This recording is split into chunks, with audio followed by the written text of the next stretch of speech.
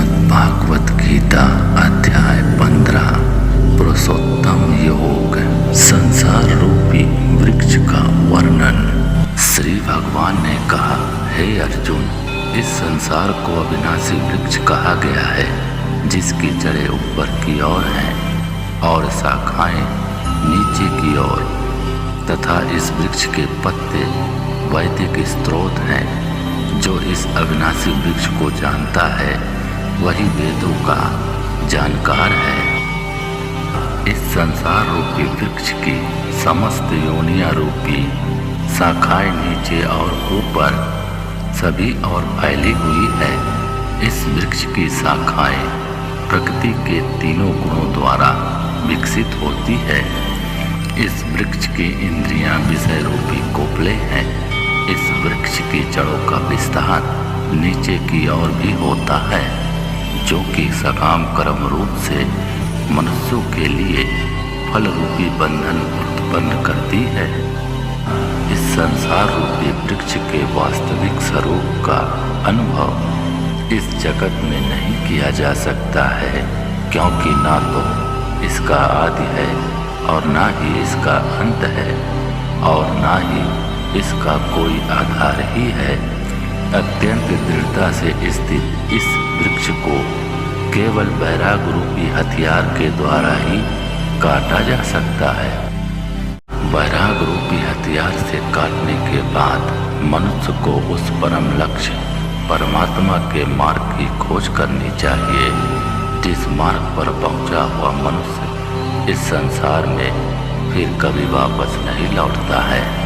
फिर मनुष्य को उस परमात्मा के शरणागत हो जाना चाहिए, जिस परमात्मा से इस आदिरह संसार रूपी वृक्ष की उत्पत्ति और विस्तार होता है।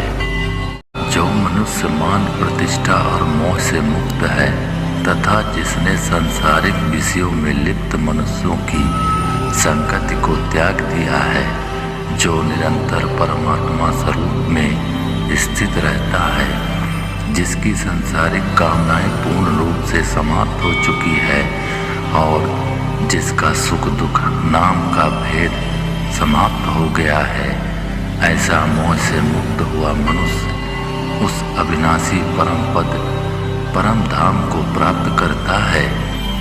उस परम धाम को न तो सूर्य प्रकाशित करता है, न चंद्रमा प्रकाशित करता है और न ही अग्नि प्रकाशित करती है। जहाँ पहुंचकर कोई भी मनुष्य इस संसार में वापस नहीं आता है, वही मेरा परम धाम है। हे अर्जुन, संसार में प्रत्येक शरीर में स्थित जीवात्मा मेरा ही सनातन अंश है, जो कि मन सहित 6 इंद्रियों के द्वारा प्रकृति के अधीन होकर कार्य करता है।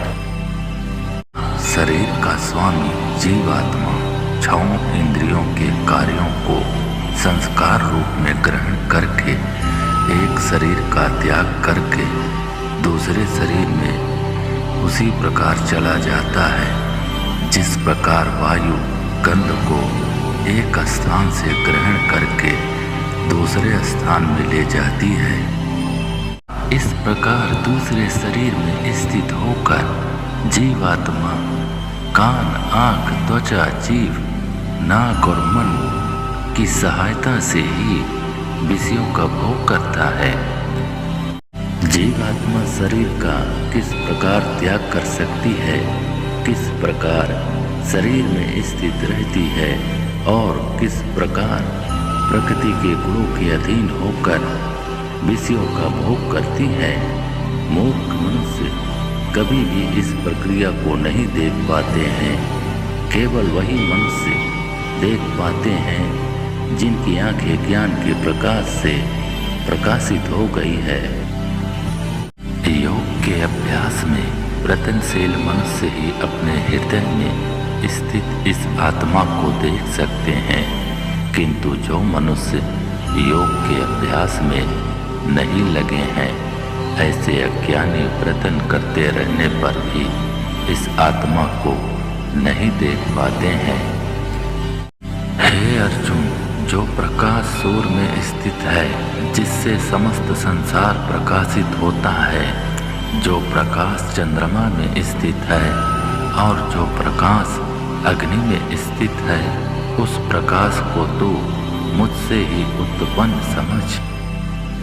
मैं ही प्रत्येक लोक में प्रवेश करके अपनी शक्ति से सभी प्राणियों को धारण करता हूँ और मैं ही चंद्रमा के रूप से वनस्पतियों में जीवन रस बनकर समस्त प्राणियों का पोषण करता हूँ। मैं ही पाचन अग्नि के रूप में समस्त जीवों के शरीर में स्थित रहता हूँ। मैं ही प्राणवायु और अपान वायु को संतुलित रखते हुए 4 प्रकार के चबाने वाले, पीने वाले, चाटने वाले और चूसने वाले अन्नों को पचाता हूँ।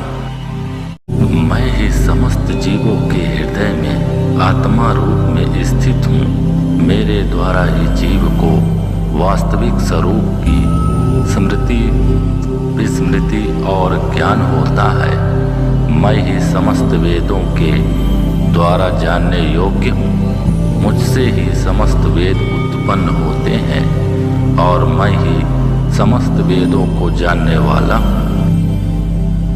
हे अर्जुन, संसार में 2 प्रकार के ही जीव होते हैं, एक नाशवान क्षर और दूसरा अविनाशी अक्षर। इनमें समस्त जीवों के शरीर तो नाशवान होते हैं और समस्त जीवों की आत्मा को अविनाशी कहा जाता है, परंतु इन दोनों के अतिरिक्त एक श्रेष्ठ पुरुष है जिसे परमात्मा कहा जाता है।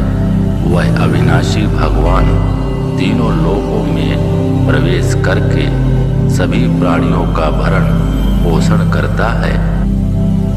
क्योंकि मैं ही क्षर और अक्षर दोनों से परे स्थित सर्वोत्तम हूँ, इसलिए संसार में तथा वेदों में पुरुषोत्तम रूप में विख्यात हूँ। हे भारतवंशी अर्जुन, जो मनुष्य इस प्रकार मुझको संशय रहित होकर भगवान रूप से जानता है, वह मनुष्य मुझे ही सब कुछ जानकर सभी प्रकार से मेरी ही भक्ति करता है। हे निष्पाप अर्जुन, इस प्रकार यह शास्त्रों का अति गोपनीय रहस्य मेरे द्वारा कहा गया है। हे भारतवंशी, जो मनुष्य इस परम ज्ञान को इसी प्रकार से समझता है, वह बुद्धिमान हो जाता है और उसके सभी प्रयत्न पूर्ण हो जाते हैं। इस प्रकार उपनिषद ब्रह्म विद्या तथा योग शास्त्र रूप श्रीमद् भागवत गीता के श्री कृष्ण अर्जुन संवाद में पुरुषोत्तम योग नाम का 15वां अध्याय संपूर्ण हुआ। हरि ओम तत्सत।